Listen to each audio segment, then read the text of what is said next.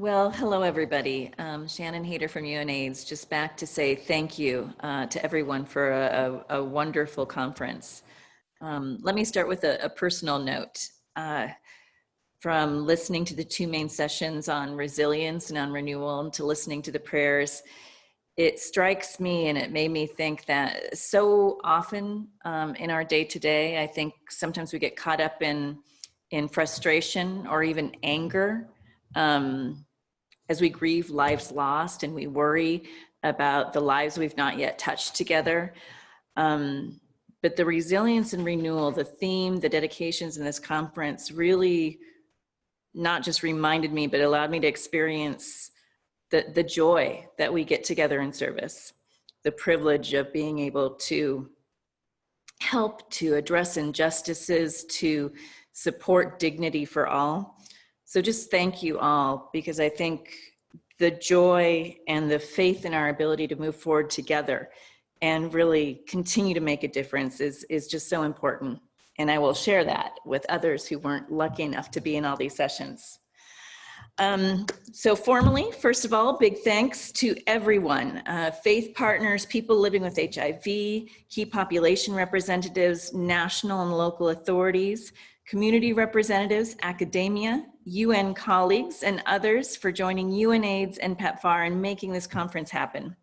It attracted over 1,000 participants, as you know, and provided space for an unprecedented dialogue among people who not always were able to come together or find a common language or even have a necessary habit or willingness to talk to each other.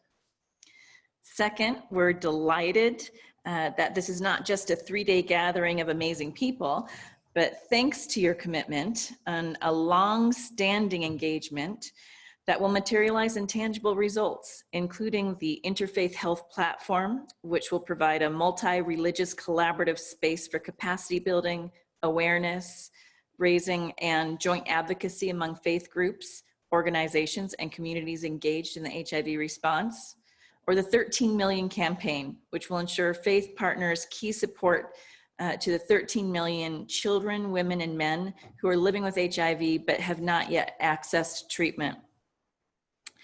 Thirdly, we welcome the inclusion of recommendations on increasing access, on promoting human rights, addressing stigma and discrimination, as well as building bridges of collaboration.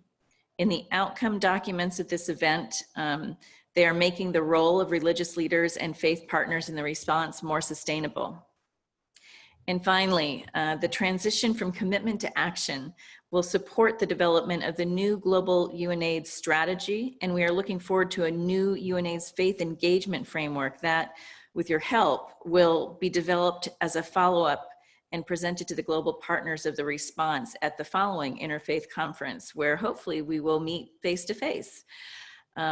So just wanted to, again, reiterate my thanks and appreciation, and then hand it over to Sandy Thurman for some final words. Thank you. And just a quick note of thanks. I know we're toward the end, and it was just an extraordinary 3 days, and I want to thank everybody who participated, the organizers in particular, the facilitators, the presenters, and all of the participants did an extraordinary job. A particular note of thanks to Francesca and the organizing team. I think they were really, really incredible. I just want to go back for a second to the very beginning, to Jesse Mylan's words to us at the opening that I thought were important to begin on and important to close on.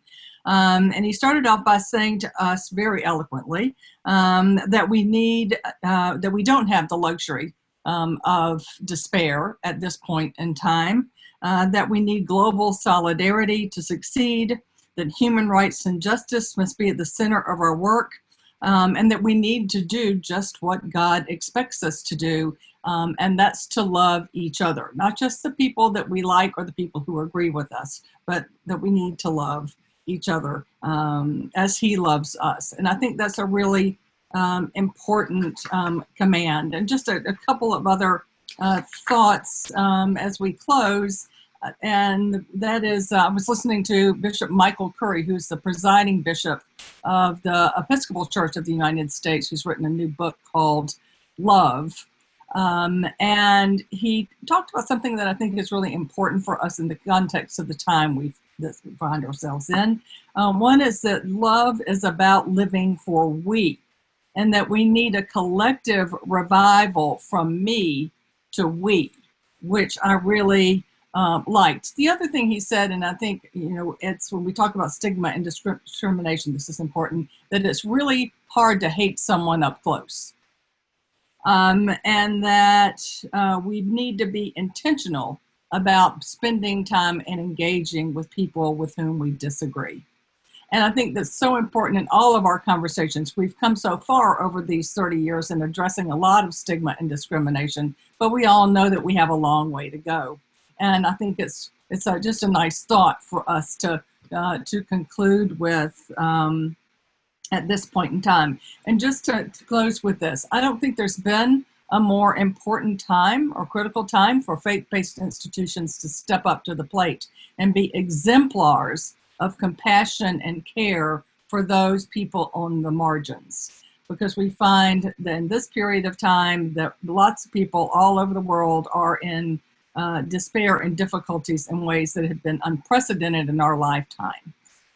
So there isn't any institution or group of people that have more experience or are better positioned to be able to provide the kind of pastoral support and be exemplars of what it means to really care for each other than our colleagues in the faith-based communities. So I will close with that, but just one more quote as we go. And I was thinking about this morning when we're looking at racial unrest and challenges that we're having in these difficult conversations in the United States and in other places around the world. It's from Martin Luther King.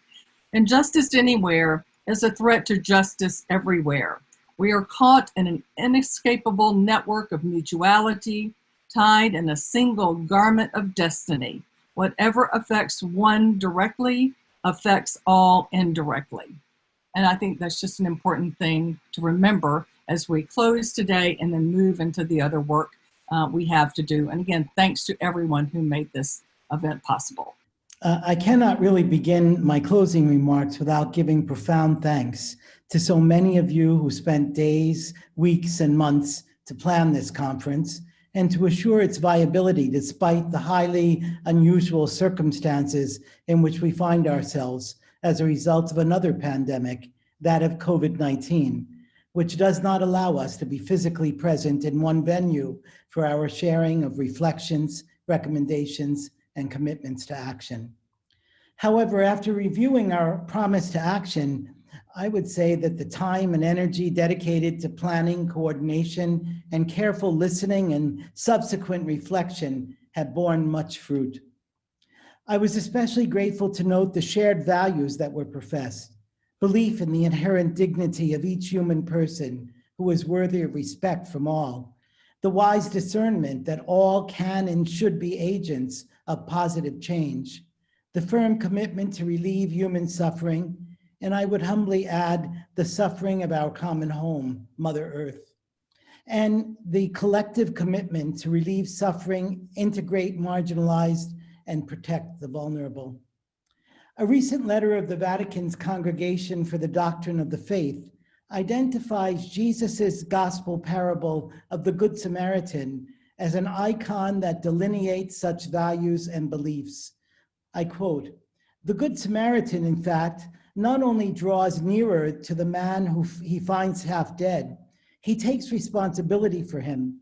He invests in him, not only with the funds he has on hand, but also with funds he does not have and hopes to earn in Jericho. Thus, Christ invites us to identify with everyone who is ill.